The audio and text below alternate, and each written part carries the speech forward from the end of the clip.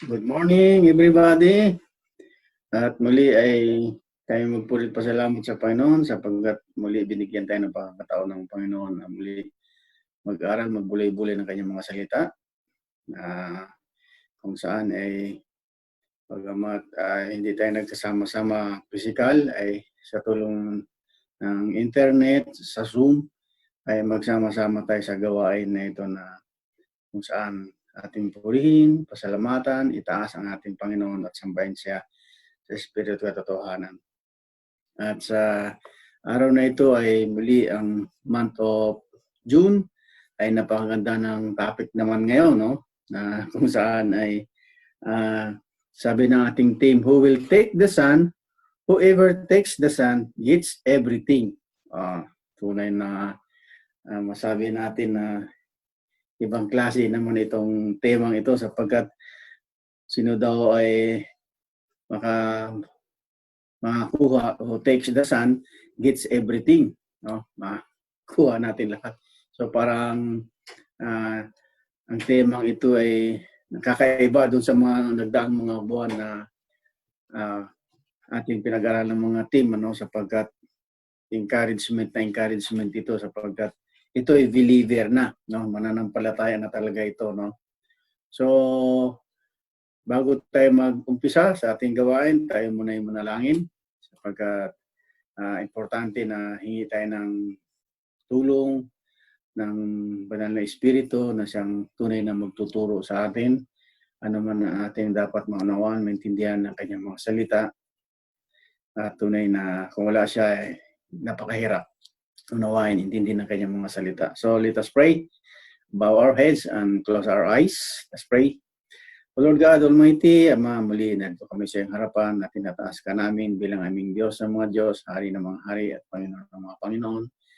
At tunay nga Lord ay muli ay pinupuri ka namin pasalamatan sapagkat binigyan muli kami ng pagkataon na mag-aaral, magbulay-bulay ng mga salita. Ganun Lord ay kami sa iyo ng guidance, Holy Spirit, teach us, lead us, at tunay nga Lord, tulungan mo kami na patuloy namin maunawaan, maintindihan sa mga sandaling ito, Diyos, na sa aming pag-aaral, pagbulay-bulay ng mga salita ay maunawaan namin, maintindihan nga, O Diyos. At tunay nga Lord ay hindi lang kami dapat tagapakinig, kundi tagapaghanap ng iyong mga salita. Kaya Lord, tulungan mo kami at ano man ang aming nagawang kamalian, kasalanan sa iyong harapan, ay humingi kami sa ng kapatawaran, Panginoon, na nagawa namin ang sa isip, salita at sa gawa.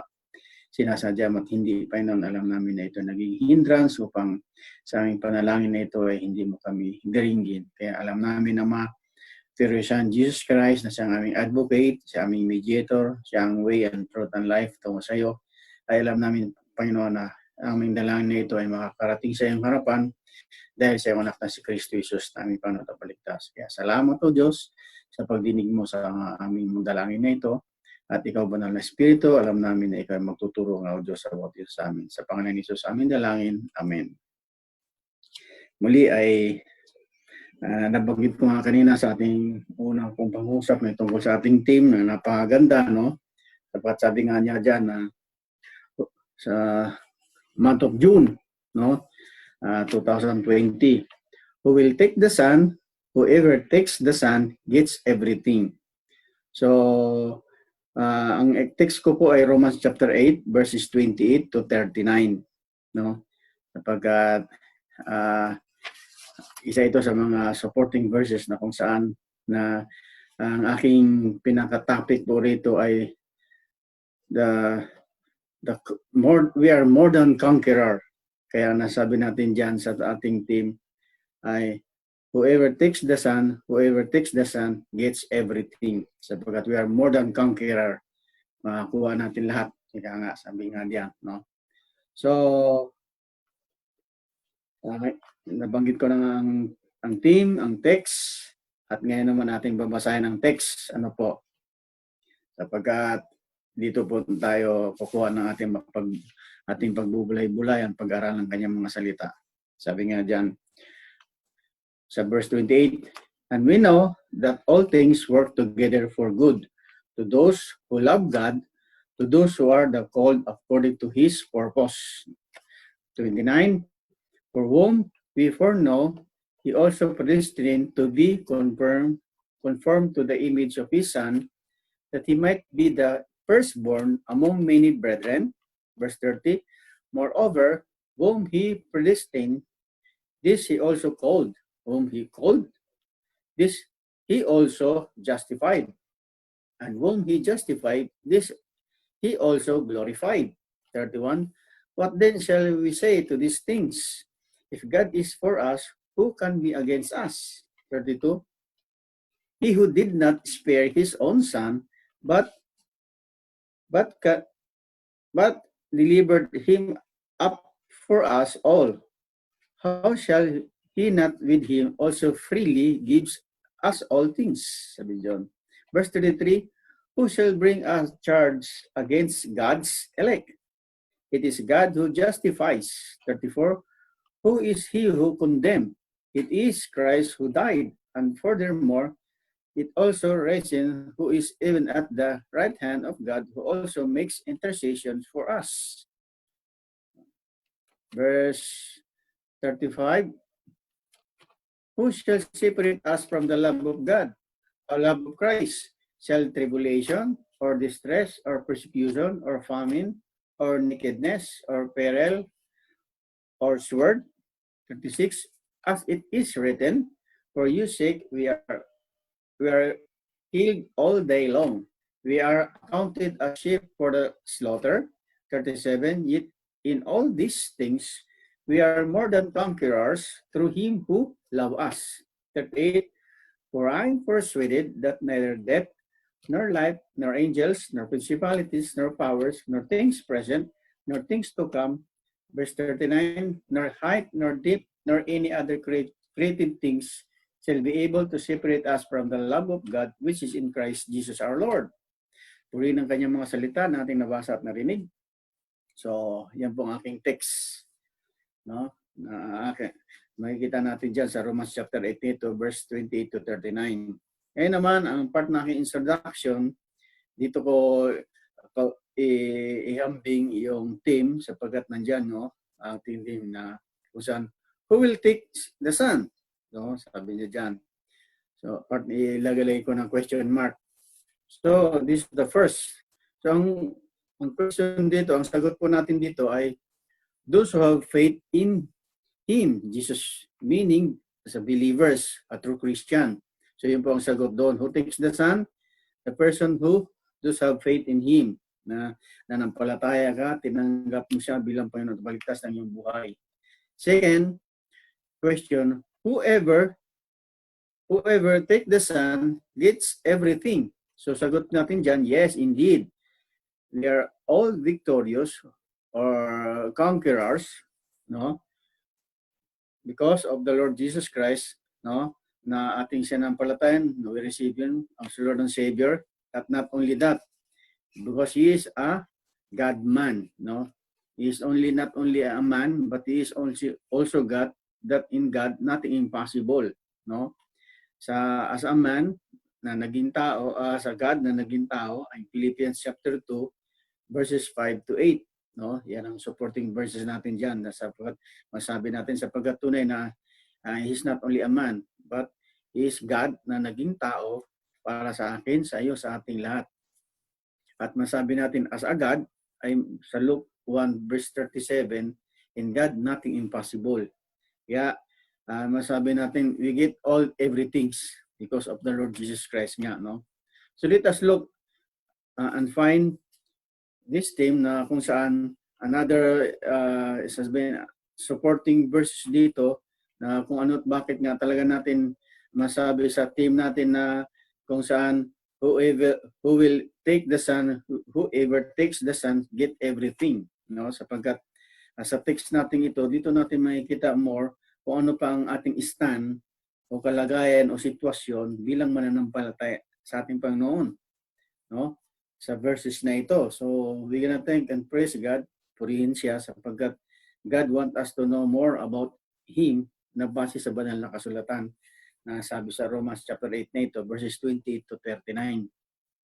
So, mayroon pong tatlong point dito, makikita natin dito na kung ano ang kalagayan pa natin more sa harapan ng Panginoon.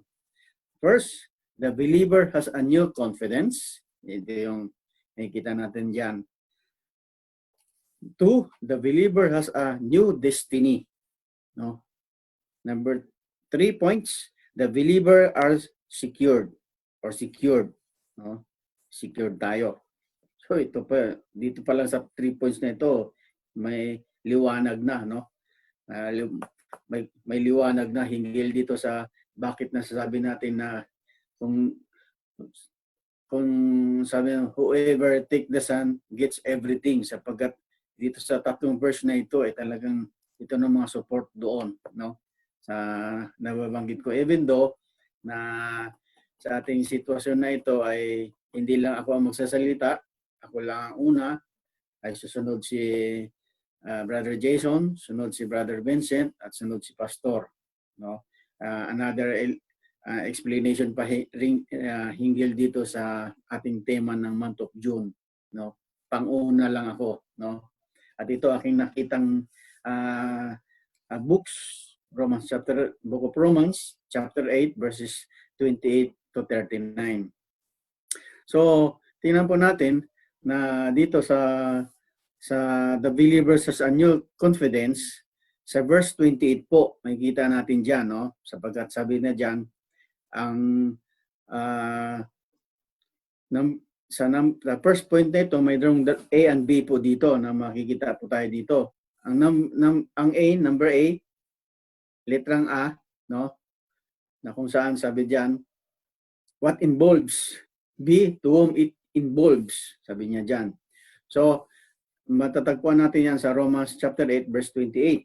Sabi diyan, and we know that all things work together for good to those who love God, to those who are the called according to His purpose, no? Are the called according to His purpose. Mayroong isang purpose. So dalawa, nakikita natin diyan, what involves, to whom it involves, no? Sabi na natin diyan sa the believer has a new confidence sa verse 28 nito. Sabi diyan ay God causes everything to work together for good, no? Sabi natin diyan sa verse 28a, sapagkat yan ang ano niya na God causes everything to work together for good, para talaga sa gawain na para sa kagaganda, no? Siya talaga mayroong nais o ibig, no? B, whom it involves, to whom it involves. Sa 28b, no? Those who love God are called according to His purpose for us, no? Ito yung ano na kung saan masasabi natin na talagang mayroon siyang nais ipaunawa at ipaintindi sa atin at ipagawa sa atin, no? Isa sa napagandang example dito na matatagpuan natin sa Old Testament, for example, no? Sa Book of Daniel, kasi ang Book of Daniel, isa sa napakagandang encouragement sa atin. Marami tayong example, pero nakita ko lang sa Book of Daniel kasi na ito yung gumawa na sa Panginoon, pero may mga tao na nais eliminate yung tatlong kaibigan ni Daniel, no? Isa sa supporting verses ko sa example dito sa Book of Daniel, chapter 2, actually istoryan, chapter 2 to chapter 3. Sa chapter 3, 1 to 30. Ito ang ano nito, no, sa Book of Daniel. Ang pangalan ng kanyang mga kaibigan, si Shadrach, Meshach, at si Abednego. Itong tatlong ito ay lumalakad, sumusunod ayon sa salita ng Panginoon, sapagkat sila ay mga Jew at sila ay nakatingin sa mga kautusan ng mga Jew. At sa chapter 2, kung ating atras tayo ng konti sa Book of Daniel, ay ang hari na si King Nebuchadnezzar, sabi niya, ay nagkaroon siya ng dreams tungkol sa kanyang pagkatao. At gusto niyang malaman yung kung anong ibig sabihin noon, yung kanyang panaginip na ito. So si Daniel sa chapter 2 pinaliwanag niya, no, going to chapter 3, na kung saan ano ang meaning noon. So tungkol sa kanyang pagkatao. At doon na nag-conclude ng hari na siya talaga sa time na yan ay siya yung hari sa iba't ibang lugar ng mga hari, na siya yung hari ng mga hari sa time na yan, no? At gumawa siya ng may nag-ano sa kanya ng nagpayo na dapat ikaw hari, kasi ikaw hari ng mga hari sa time natin ngayon, ay kailangan gumawa ka ng image or ribulto ng kahawig mo. Ika nga, na dapat sumamba sa iyo. So ang nangyari, itong mga tatlong ito na kaibigan ni Daniel, Prophet Daniel, sa Shadrach, Meshach at si Abednego, ay yung tutunog yung kampanang yon ay dapat sumamba na sila lahat. Pero yung tatlong ito, hindi siya sumasamba, hindi sila sumamba sapagkat ito'y utos kasi ng Panginoon sa kanila na as soon as possible, huwag silang sumamba sa mga images o sa mga ribulto o kanino man. Sa Diyos, sa mga Diyos lamang sila dapat sumamba. So may nagsumbong at ang hatol sa kanila ay ang punishment ay ilagay sila sa pinakamalaking horno o tawagin sa time natin ngayon oven, na doon sila linagay upang sunugin, no? Bagkus dahil nga doon sa hindi sila sumasamba doon sa pagtumunog na yung kampana na dapat start na sila manambahan doon sa images na yun na pinagawa sa mukha ni o sa katauhan ni King Nebuchadnezzar. So ayaw nila. At iyan ang sinabi nila sa chapter 3, verses 16 to 19. Ginigit nila talaga na hindi na kami dapat manambahan sa iyo, that hindi kami dapat sumamba sapagkat ayaw naming suwayin ang utos ng Panginoon. At doon nagalit si King Nebuchadnezzar, mainit na nga yung oven, ay ilang doble pa, init talaga, no? So kinuha ang tatlong ito at doon linagay sila. Yung tao na naglagay sa kanila doon sa oven ay siya pa yung namatay. Rather siya doon sa tatlo ay pagdating doon sa loob ng oven, no, sa time natin ngayon salita oven or nung nandun sa kanila doon, ay parang nandun lang sila na aircon. Ika nga, walang nangyari sa kanila. May buhok, ano man katawan, wala. Yung damit, wala. Hindi nasunog. So nandoon yung kanilang katapatan sa paglilingkod sa Panginoon, na even though ginawan sila ng kasamaan, pero gaya ng sa text natin ito, sa verse natin ito, na the believers is a new confidence, ito yung kanilang confidence na walang mangyayari sa kanila because they are obeying God. So this is what it happened, na sa example kong ito, na all things work together for good talaga because they are serving God and they are obeying God. At ang Panginoon, gumawa siya pa rin ng paraan upang ilagay pa rin sila sa ayos, no? At may kita natin diyan na ang verse 28 to 30 na conclude ni King Nebuchadnezzar na talaga ang Diyos ng mga taong ito, sila Shadrach, Meshach, Abednego, ay talagang Diyos ng mga Diyos kung paano sila pinotektahan ng Panginoon.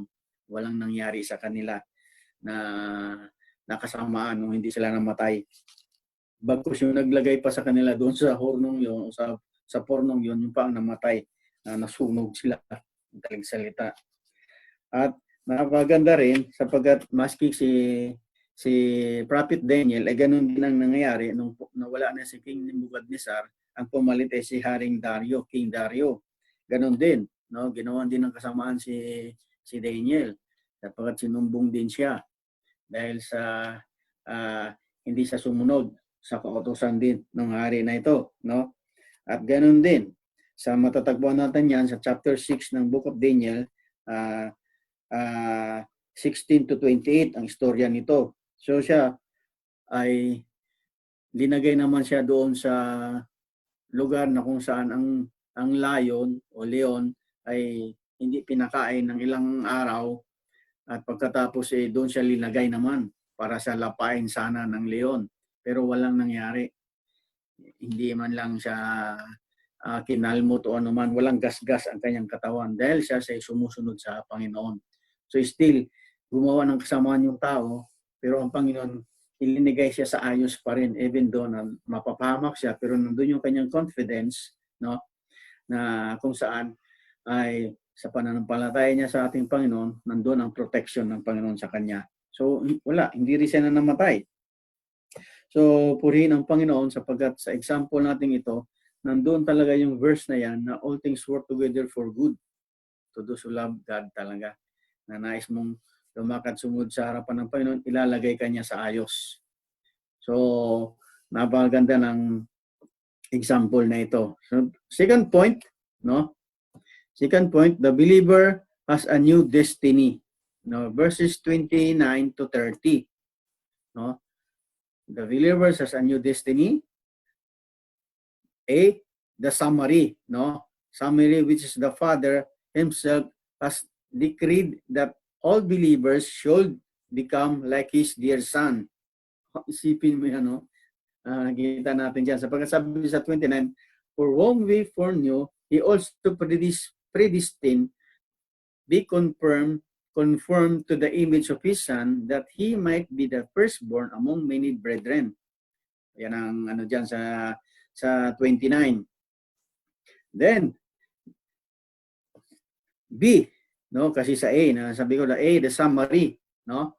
Sa B, the believers sa believers sa new destiny, no, makikita natin ito na kung saan na there's the 5 steps na makikita natin diyan na kung anong ginawa ng Ama sa atin, no?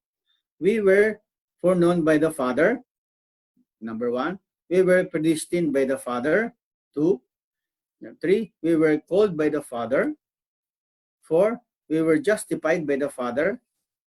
And 5, we were glorified by the Father. Sapagkat sabi diyan sa verse 30 kasi sabi niya dan, moreover, whom He predestined, this He also called. Whom He called, this He also justified, and whom He justified, this He also glorified. Lahat ito gagawin ng Ama, no? That's why ito ang ating the believers has a new destiny. Na talagang ang destiny natin ay para na saan? Sa Panginoon pa rin, sapagkat siya lahat gumawa eh. Siya kumilos lahat eh. We were foreknown by the Father. Verse 30a, no? Then we were predestined by the Father. Verse 30b, no? We were called by the Father. Verse 30c. We were justified by the Father. Verse 30d. Then we were glorified by the Father. Verse 30e. Ito yung talagang we gonna say that we are truly sa una, the believers has a new confidence, no? Number 2, the believers has a new destiny because all of us I become a son of God. Isa sa mga destiny natin ay dati anak tayo ni Satanas according to the John 8:44, no?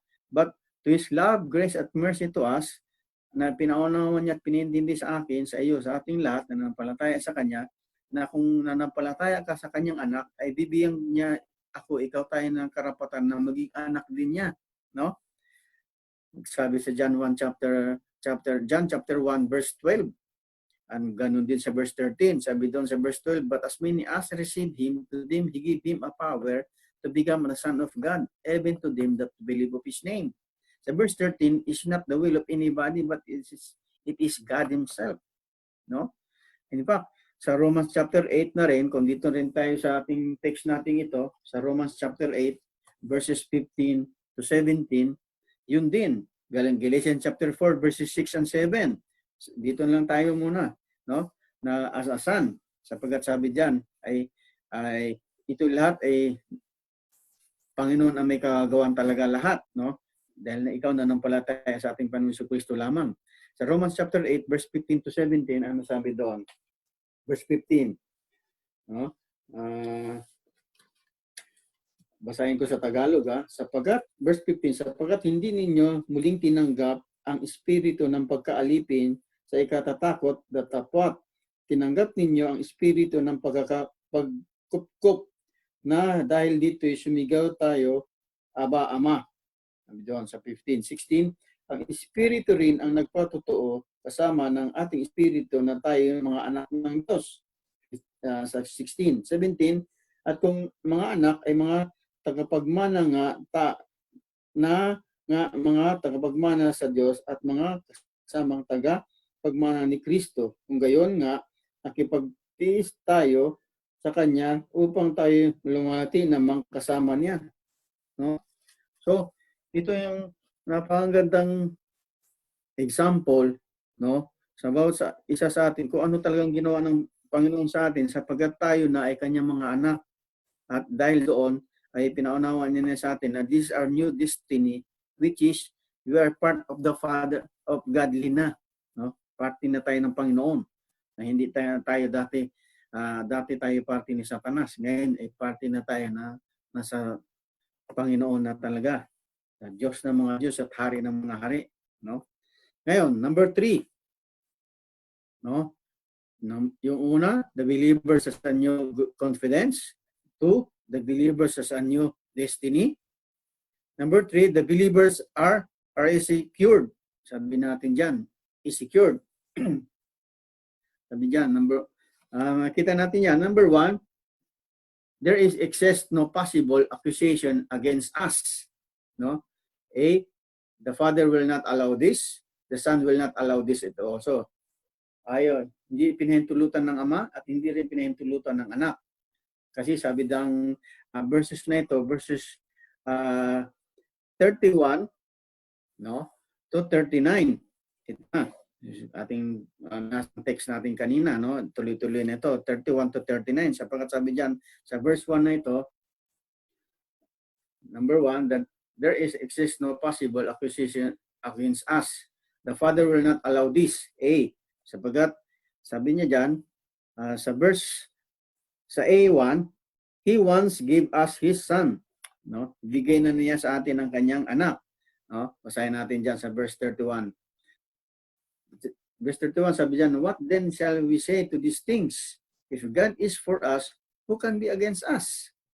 No? Sabi niya diyan. Then 32, He who did not spare His own Son, but delivered Him up for us all, how shall He not with Him also freely give us all things? 33, who shall bring a charge against God's elect? It is God who justifies. 34, who is he who condemned? It is Christ who died, and furthermore is also risen, who is even at the right hand of God, who also makes intercession for us. So ito yung ano nito, sa the Father will not allow this, no? 1 and 2 lang siya, no? He once gave us His Son, verse 31 and 32a. Ikita natin diyan. Then number 2, He now give us all things, no? Binigay na niya sa atin lahat. Sapagkat sabi niya diyan sa 32b to 33. B naman, nakikita naman natin doon, the Son will not allow this. Una, ang Ama sa A. Ngayon naman sa B, the Son will not allow this. Sapagkat sabi doon, sa 30, nakikita natin dyan, sa 34 na yan, sa number 1 naman na B, He died for us. No? Who is He who condemned us? It is Christ who died for us. Sabi doon, no? Sa pinaka masabi natin na the Son will not allow this. Then, number 2, He was resurrected for us. Verses 34b, no? Sapagkat yun ang sabi niya doon eh, no? Who also, nasabi niya, Christ who died and furthermore, He also risen, who is even at the right hand of God, no? Who also makes intercession for us. Sabi niya, ang Panginoon daw, and He was resurrected for us. 34b. Number 3, He now prays for us, na kung saan, sabi, who also makes intercessions for us.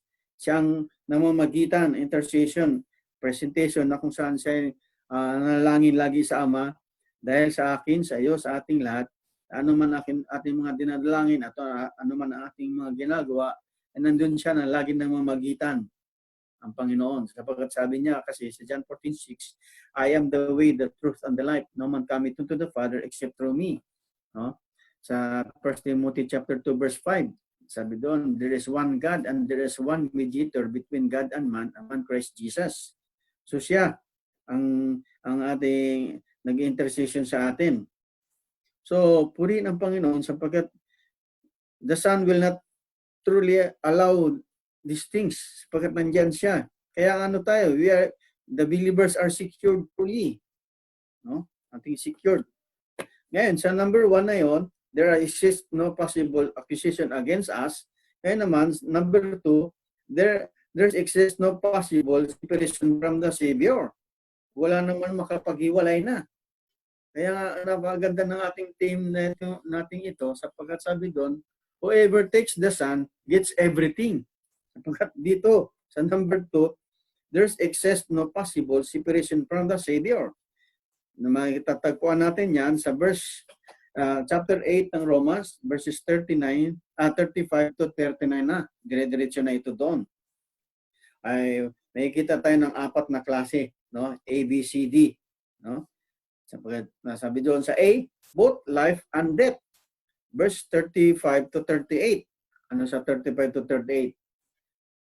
35, who shall separate us from the love of Christ?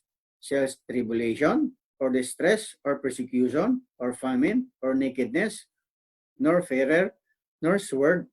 No, sabi doon sa 35. 36, as it is written, for your sake we are killed all day long, we are accounted as sheep for the slaughter. 37, yet in all these things we are more than conquerors through Him who love us.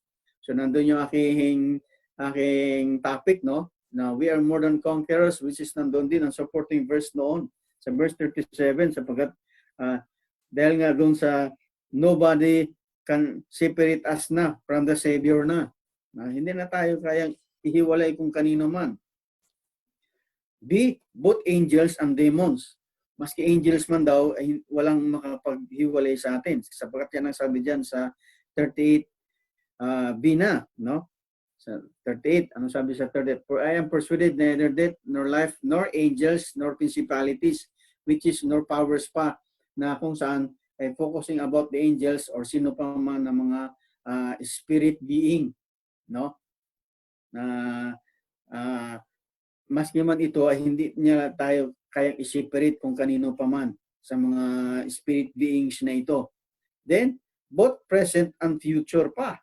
Isipin mo yan sa 38C. Sapagkat sabi niya doon, sa 38C, sabi doon sa 38C, nor things present, nor things to come.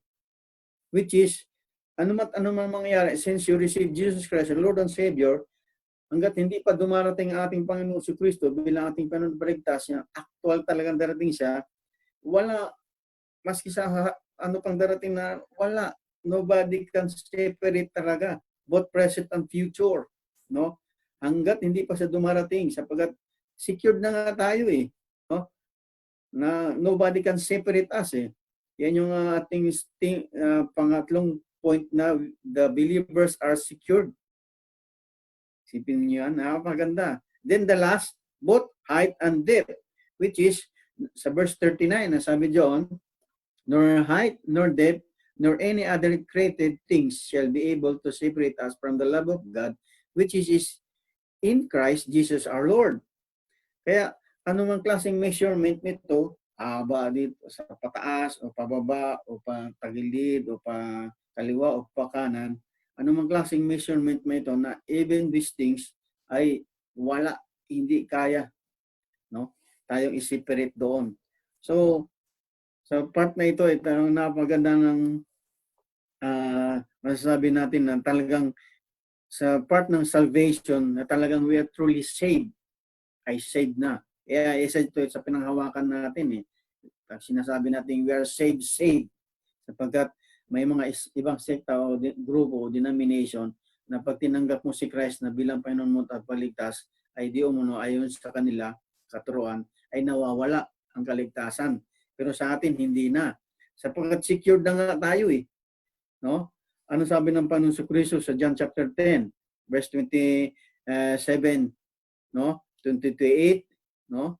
Na kung saan sa kanya ka lang ay wala na, No, sabi noon, sa kanyang mga kamay, wala nang makakaagaw daw. Nobody can separate. No, sabi niya, my sheep hear my voice, and I know them, and they follow me, and I give them eternal life, and they shall never perish. No man shall pluck them out in my hands. Sabi niya, walang man sino makaka-snatch o makakaagaw nito sa aking mga kamay. Kung ako, ikaw, tayong mananampalataya, na hawak na tayo ng Panginoon, walang sino man makakaagaw daw sa Kanya. At napakatindi pa nito sapagkat ang Ama mismo nandoon din.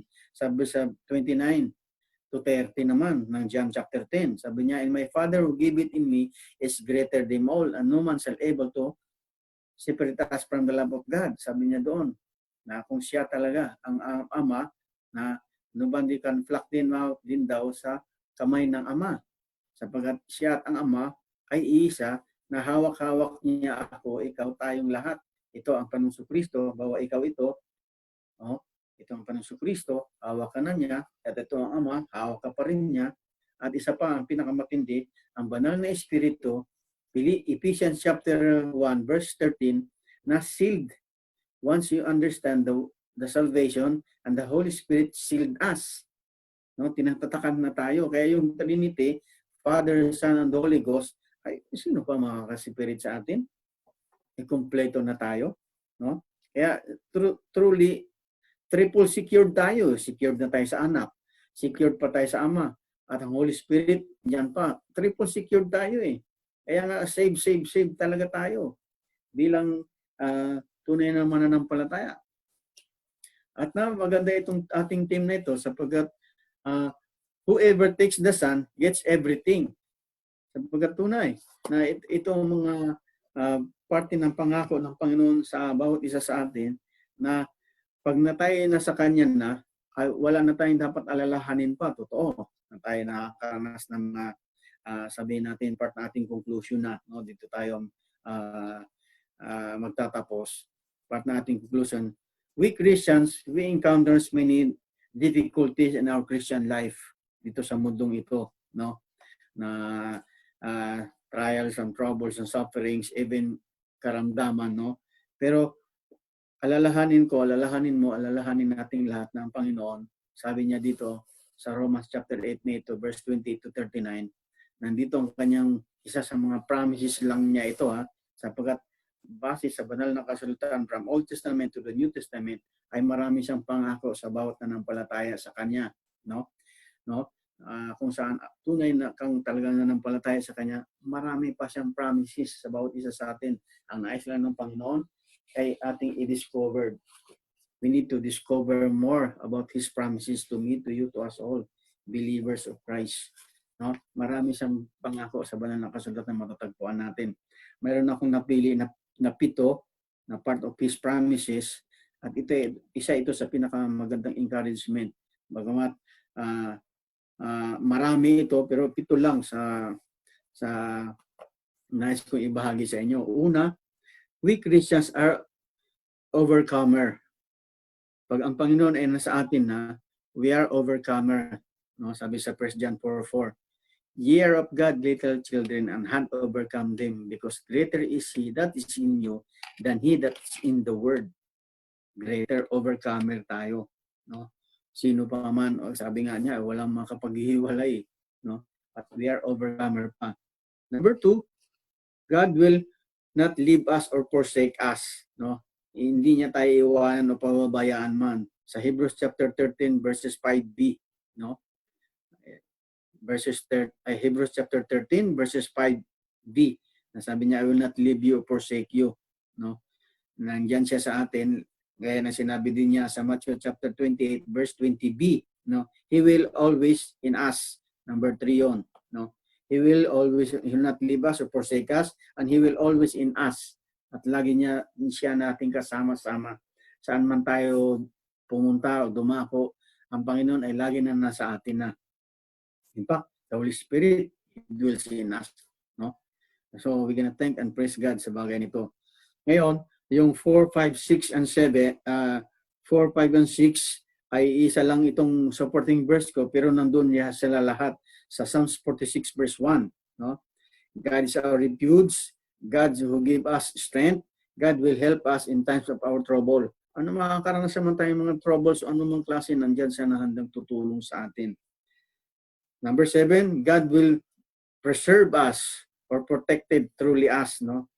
Protect na tayo. Kaya sabi ng idinadagdag pa nating tema, ating pinag-usapan na text natin ngayon, na the believers has a new confidence, the believers a new destiny, the believers as a secured. At isa pa ito na kung saan preserve, na kung saan ay iningatan niya ako, ikaw, tayong lahat. Gaya ng Psalms 121 verse 8, sabi doon, the Lord shall preserve thy going out and thy coming in from this time forth and even forevermore. No? So, maganda na ang mga promises na ito ng Panginoon. Even though, totoo din naman na sa ating mga ginagawa, mayroon tayong mga sabihin nating naranasan, sabihin nating difficulties nga, pero nandun yung patuloy nating paglilingkod sa Panginoon, patuloy nating ginagawa mga gawain na para sa Kanya, lalo tigit, hindi naalis yung ating faith, yung pag-trust natin sa Kanya, pagtitiwala natin sa Kanya, at pagsunod natin sa Kanya mga salita. Kasi napaka-importante ito sa bawat mananampalataya, na itong tatlong ito lagi dapat magkasama. Yung faith, trust, and obey. Kasi ito ang nais ng Panginoon, na yung Kanyang mga promises na ito, mangyayari, ibibigay niya ito sa atin kung atin talagang sundin siya. Totoo na sometimes nagdi-disobey tayo, no? Nakatulad ni Jonah, no? Isa sa mga example natin diyan, si Jonah ay nag-disobey sa ating Panginoon, no?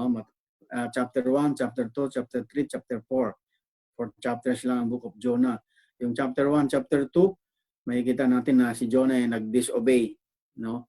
Anong disobey niya? Sapagkat nais ng Panginoon na siya ay pumunta sa lugar ng Nineveh upang ibahagi ang kanyang mga salita, sapagkat sa galit ng Panginoon ay gusto niyang gunawin ang alisin sa mapa ang Nineveh. Pero dahil mahal niya itong ang mga tao doon sa Nineveh, gusto niya na pumunta doon si Jonah upang mamahagi ng salita ng Panginoon at manampalataya sila at manumbalik sa ating Panginoon. Pero si Jonah, anong ginawa niya? Umalis siya. No, umalis siya. Sumakay pa siya ng barko. At pag alis niya doon sa barko, hindi pa sila kasi nung kalayuan na umalis sa barko, yung barko na kanilang sinakyan umalis sa pantalan, ayun, nagkaroon na ng hindi magandang panahon. No? Nag-signal number 5 na halos tumaob na yung barko at kung ano naman nangyari. So yung mga tao na sa kanilang pagmuni-muni sa pag-aaral, nag-usap-usap sila, mayroon nangyaring hindi maganda dito sapagkat napakaganda ng pag-alis nating panahon, no? Umalis tayo ng magandang panahon, ngunit makikita natin ngayon na biglang sumama ang panahon. So naghanap sila kung sino mayroong sabihin nating mayroong nangyari talaga o sinong taong ito na bakit nagkaganito. At na-conclude ni Jonah na siya ang may dahilan kaya nagkaroon ng masamang panahon nung sila naglalakbay. So sabi ni Jonah, itapon niyo ako sapagkat ako ang may dahilan nito. Kaya malulunod ka at mamamatay din kayo kung hindi niyo ako itatapon. Yun ang kanyang sinabi. Kailangan itapon niyo ako. At sa pagtapon niya, kaya napilitang itapon siya, at doon humupa, no, ang bagyo. At doon si Jonah ay inano siya ng balyena. Sabi nating kinain siya. Madaling salita nasa tiyan na siya ng balyena at still buhay pa rin siya. Ay doon niya napagmuni-muni na sa kanyang pagsuway sa Panginoon ay na-realize niya na dapat pala talagang sundin ang Panginoon. At doon, inano siya ng balyena, pinalabas siya ng balyena, nilagay sila doon sa dalampasigan at doon naglakbay siya papunta ng Nineveh. Isa din sa napagandang ilustrasyon yung story of the prodigal son. No? Story of prodigal son, sa matatagpuan natin yan sa Luke chapter 15 verses 11 to 32. No? Na isa big encouragement din sa atin ito na sumusuway tayo, makagawa tayo na hindi maganda, pero still, kaya nasabi pa rin ng Romans chapter 8 verse 28 na all things work together for good ilalagay pa rin ng Panginoon sa ayos. No? Ang nais lang ng Panginoon, bumalik tayo. No? Sa pagbalik natin, I do believe, kung ikaw tunay na nanampalataya, ilalagay ka talaga sa Panginoon ng kaayusan pa rin. Sabagat napaganda ang story ng prodigal son. No? Sa Luke chapter 15 verses 11 to 32. Kinuha na niya yung dalawa lang silang anak. No? Kinausap niya ang kanyang ama, Ama, kunin ko na yung aking share, yung aking mana, bagamat ikaw buhay pa, gusto ko nang kunin at ako'y gusto nang umalis sa lugar na ito. At gusto kong pumunta sa ibang lugar naman. So ganoon, binigay ng ama ang kanyang share, ang kanyang parte, at naiwan yung kanyang isang kapatid na kasama ng ama. At yung anak na ito naglakbay, pumunta sa isang lugar at noon, naghapi-hapi, nagpasarap. At doon naubos ang kanyang pera na nakuha sa kanyang ama na kung saan nandun yung kanyang mana na. Naubos lahat. At doon, pagkatapos noon, na-realize niya kasi wala na siyang pera. So, pumasok na lang siyang bilang katulong sa isang ng mga hayop. Fattoria, dito sa Italiano salita, fattoria, no? Na kung saan yung pagkain ng hayop na kanyang pinapakain, yun din ang kanyang kinakain. So, na-realize niya, later on, bandang huli, ay doon na lang ako mangamuhan sa aking ama sapagkat doon yung mga katulong ay tinatratong maayos. Sapagkat sa kanyang pinagtatrabuhan ngayon, sabi niya, ay wala, pagkain ng hayop, pagkain ko din. So, bumalik siya. Yan ang istorya ng prodigal son. Yung pala ang kanyang ama ay nag-iintay na alam ng ama na siya ay babalik. So, nandoon, na-restore siya at dinamitan pa siya ng napakaganda na bilang anak pa rin, hindi bilang katulong. Bagat ang reason niya, kaya siya bumalik sapagkat doon na lang siya dapat maging katulong na lang din sapagkat napaganda ng trato ng kanyang ama sa mga katulong, hindi katulad ng kanyang pinagtatrabahoan noon. So bumalik siya at ngayon tinatrato pa rin siya ng kanyang ama na talagang anak. As a son, believers of Christ, ganun din ang mangyayari sa atin. Totoo na may mga difficulties, lahat-lahat na nakagawa tayo ng errors, lahat-lahat. Ang nais lang ng Panginoon, bumalik tayo at ilalagay pa rin tayo ng Panginoon sa ayos. Kaya nga, whoever takes the Son gets everything. Sabagat tunay ng Panginoon ay nandyan siya, patuloy na gumagabay, mapatbad, at ilalagay niya talaga tayo sa kaayusan pa rin. At ayaw ng Panginoon na tayo mapunta kung saan-saan lamang. Gusto niya tayo na ilalagay pa rin niya talaga tayo sa kaayusan. Base sa kanyang mga salita, na ngayon susunod na, at more and more ka pa rin niya tayong iaayos. Lalo tigit sa ating time ngayon, sa panahon natin ngayon. No? Ilang buwan na tayo na walang kita ng gusto, no? Ako, puri ng Panginoon, kahit paano, ako nagpupulit pasalamat ang trabaho ko. Bagamat may COVID, pero patuloy pa rin na kami hindi nagsarang hospital na aking pinagtrabuhan. Still, ang Panginoon ay nandiyon yung kanyang provision pa rin na nag-iingat, gumagabay at patnubay pa rin sa akin, sa aking pamilya. At ito ang aking pinasalamatan sa Panginoon sapagkat nandiyan siya. Nandiyon siya na I have a confidence, I have a new destiny, and I am secured. All of us are secured.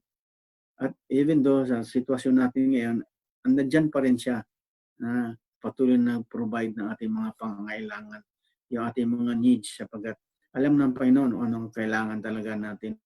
Nais lang ng Panginoon na patuloy kang lumakad, sumunod ayon na sa kanyang kalooban. So diyan po tayo nagtatapos mga kapatid sa maikling topic na ito, no? Kung saan we are more than conquerors. Still ang Diyos ay nandiyan sa bawat isa sa atin. So i-close natin at pulihin ng Panginoon. Salamatan natin siya. So i-close natin sa prayer. Let's pray. O Lord God Almighty, Ama, kami nagpupulit pasalamat sa iyong mga salita na aming nabasa at narinig. Salamat nga, Panginoon, sapagkat sa mga promises mo sa bawat isa sa amin, na kami ay tunay na iyong iningatan, ginagabayan at pinapatnubayan sa bawat isa sa amin. We have a confidence na kung saan we have a new destiny, na we are secured, na tunay nga, Panginoon, na kami ay tunay na maglilingkod ng gusto sa iyong harapan, Panginoon, sapagat ikaw at ikaw lamang ang dapat naming asahan, daingan, at tunay nga, Lord, na sampalatayanan sa aming mga naranasan sa buhay namin ito, Panginoon. Kaya tulungan mo kami na paano namin magawa at magampanan ang nais mo rin ipagawa sa bawat isa sa amin, Panginoon. Sa pangalan ni Jesus, aming dalangin. Amen.